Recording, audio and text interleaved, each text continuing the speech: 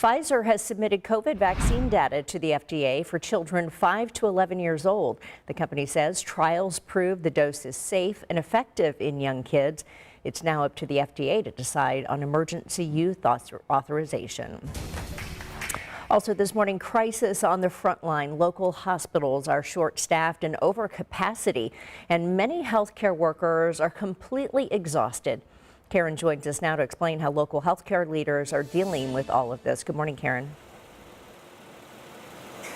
Well, good morning, Julia. Yes, state health leaders are going to come here to this IndyCar parking lot just off 16th Street later this morning to give us an update. That update starts at 10 o'clock this morning. Now, they're going to talk about, of course, all things COVID, where we stand right now in terms of, hospitalizations that we're hearing that are increasing in capacity. And also, they're expected to give us an update on the number of vaccinations. Of course, we've been hearing for weeks that they've wanted so many Hoosiers to get vaccinated. So that's something else that they're going to talk about this morning. And right now, we know even at Community Health Network, they have close to 150 unvaccinated patients in their hospitals.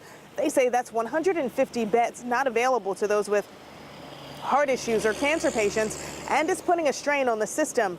On Tuesday, Mayor Joe Hogsett visited Community Hospital East to see firsthand what doctors and nurses were dealing with. And nurses told him they've been taking care of COVID patients for 18 months, and many of them are simply exhausted. And in the last week, we know new cases have started to stabilize, but bed capacity remains high. It's not just an individual decision that is affecting only one person. It actually has a ripple effect across the entire healthcare system.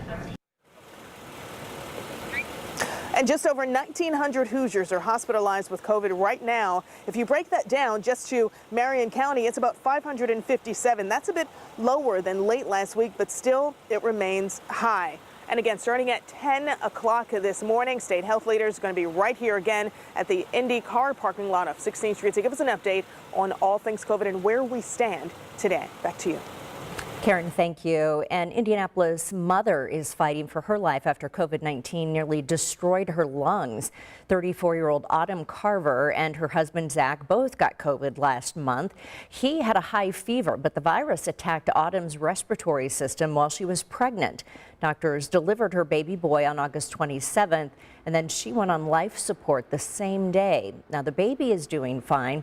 Zach, though, is asking for prayers that Autumn will not need a double lung transplant. The only thing affected with this COVID was her lungs. They've got her on life support, letting her lungs just heal.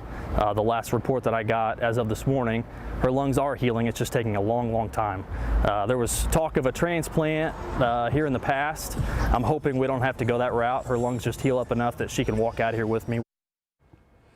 The couple had 3 previous miscarriages, so both of them decided not to get the COVID-19 vaccine during the pregnancy. The family also has other daughters, ages 3 and 5. Well, big changes for concert goers at Ruoff Music Center. Starting Monday, you'll need to show that you're fully vaccinated against the virus or a negative COVID test. Ruoff tweeted this update requirement. Your negative COVID test will need to be within 72 hours of the event, and if you're vaccinated, you must be at least 2 weeks after your final dose to get admitted.